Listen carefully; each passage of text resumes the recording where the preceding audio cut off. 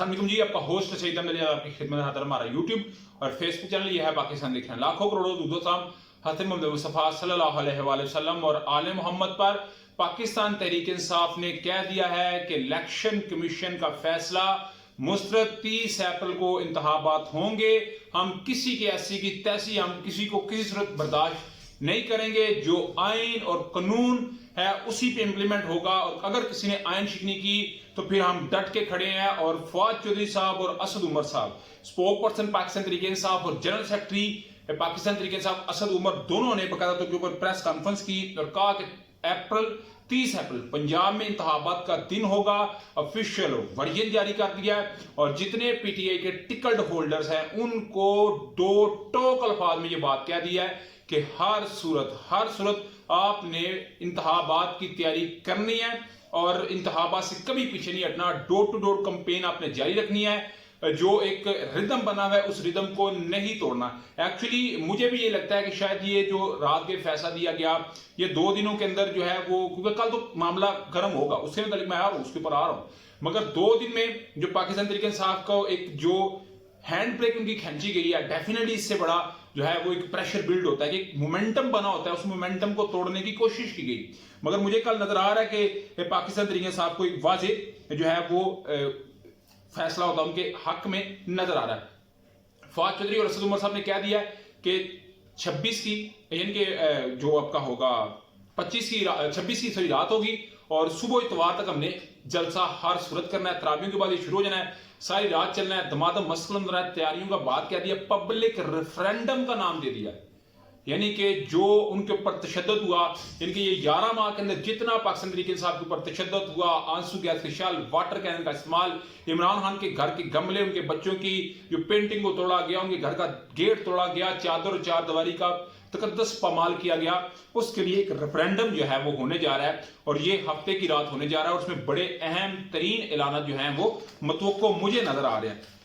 होता जी पार्लियामान के मुताबिक जितने भी सेनेट के मुताबिक चलाने का फैसला, यानी कि जिसका जितना पार्लियामान में हिस्सा है, जितना सेनेट के अंदर हिस्सा है, तमाम तर एहतियारात को चलाने का फैसला है। सदर ने जो पीर को एक जॉइंट सेशन कॉल किया है, पीटीए के सेनेटर शरीक होंगे और अपना भरपूर तरीके से ये जो एक आइन शिकनी की गई है इस पे अपना जो है वो मौकफ देंगे। भरपूर तरीके से एहतजाज को रिकॉर्ड किया जाएगा। अली जफर साहब बड़े मंजे हुए जो है वो एक कह सकते हैं वकील हैं और पाकिस्तान तहरीक इंसाफ के तमाम केसेस के अंदर खुद होते हैं।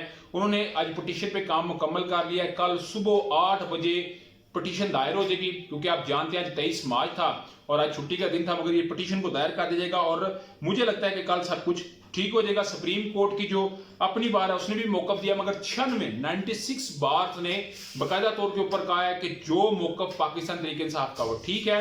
इलेक्शन कमीशन जो फैसला किया है हम इसको यकसर तौर के ऊपर मुस्तरद करते हैं। उधर सुप्रीम कोर्ट बार ने बाकायदा तौर के ऊपर यह बात की है कि अगर आपने अभी 30 अप्रैल के इंतखाबात को मनसूख किया है, अक्टूबर में इंतखाबात लेके के आए हैं, तो फिर समझिए आपने आइन को मनसूख कर दिया है। आइन को मनसूख से मुराद है कि आपने एक मार्शल लॉ डिक्लेयर कर दिया है और पाकिस्तान के अंदर अनफॉर्चुनेटली सिविल मार्शल लॉ तो है, इसमें कोई शक नहीं। 90 दिन में इंतखाबात हर सूरत होने हैं। इस वक्त अगर चीफ जस्टिस उमर अता बंदयाल और कुछ अदलिया के मेन जो हेड्स हैं उनके लिए एक मिलिशियस किस्म का और उनको मिलान करने का प्रोपेगेंडा जारी है। जस्टिस सजाद अली शाह साहब के मुताबिक का एक तर्ज बनाया जा रहा है। अभी ये मैं थोड़ा सा आपको बताता चलो, क्वेटा रजिस्ट्री के अंदर बाकायदा तौर के ऊपर नवाज शरीफ 1997 में आया ना, 1997 के अंदर उनके ऊपर भी तौहीन अदालत का मामला था। तो नवाज शरीफ साहब ने पैसा लगा के जजेस को ही आपस में तकसीम कर दिया। उस वक्त अपने साथ जस्टिस सईदुज़्ज़मान सिद्दीकी को लगा के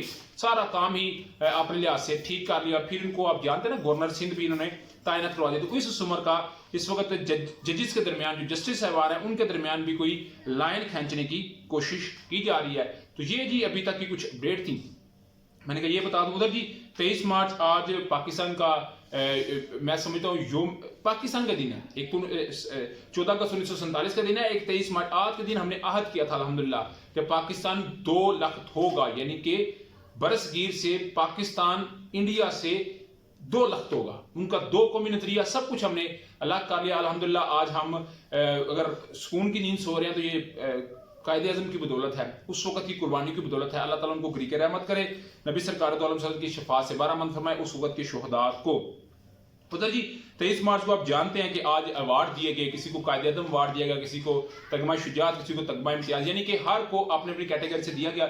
बहुत सारों को मेरिट के ऊपर दिया गया, मैंने सारा कुछ देखा, मगर कुछ के ऊपर मुझे भी मैंने भी उसको सोचा, और इसको सोशल मीडिया के ऊपर जो मेन चल रहा है उनको कहा जी इनकी क्या खिदमत है कौम के लिए जो आप इनको इतने बड़े सितारे से नवाज रहे हैं। सबसे पहले जी कामरान टसूरी, ये गवर्नर हैं सिंध के, और एमक्यूएम के धड़े भी मानते हैं कामरान टसूरी क्या है और इनका क्या किरदार है, किस कैटेगरी के बंदे हैं, उनको आज जो है वो तगमा दिया गया है। और कामरान टसूरी का मैं सुन रहा था कि जी गोल्ड और ज्वेलरी में इनका बड़ा किरदार है। गोल्ड और ज्वेलरी जो है वो तो आप समझ सकते हैं उनका अपना, उन्होंने कितनी को गोल्ड ज्वेलरी किसी को बांटी है, नहीं बांटी, मगर वो आज उनको भी तगमा दिया गया।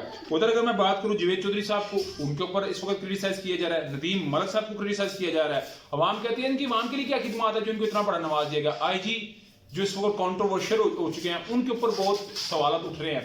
तो ये भी लोगों का कुछ जो व्यू था मैंने अब तक दिया, ये डेफिनेटली बनता भी था, मगर अभी तक का व्लॉग था, अभी तक की अपडेट थी। अभी तक इसके मतलब आपकी कोई भी रहा तो लाजमी तौर से शेयर कीजिए। व्लॉग वीडियो पसंद है तो चैनल को लाइक सब्सक्राइब अपने दोस्तों से शेयर कर दिया। नेक्स्ट वीडियो तक के लिए होस्ट को जय दिया, अल्लाह आपका हामी अस्सलाम वालेकुम।